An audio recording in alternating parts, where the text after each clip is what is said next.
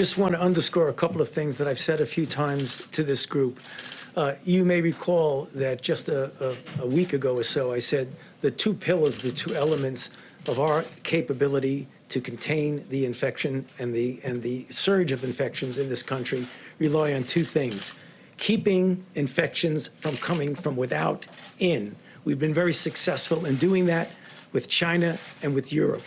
Now we have the northern and southern border issues. There's a fundamental public health reason for doing that, because we cannot be preventing people from coming in from one area when they can actually go into the other. So that's an important reason. Understand that there's a public health reason for doing that.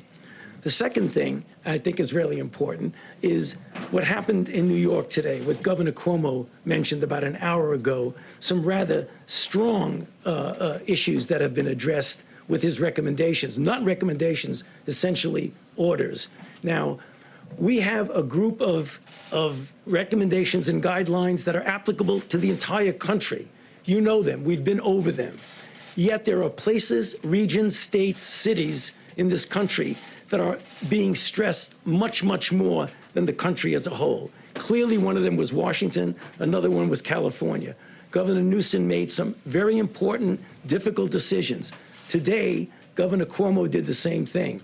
And I want to say I strongly support what he's doing.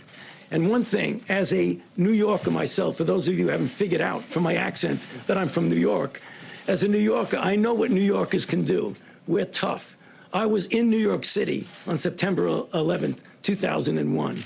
And I know what the New Yorkers can do. So please, cooperate with your governor, cooperate with your mayor. It's very important. Thank you. Thank you, Tony.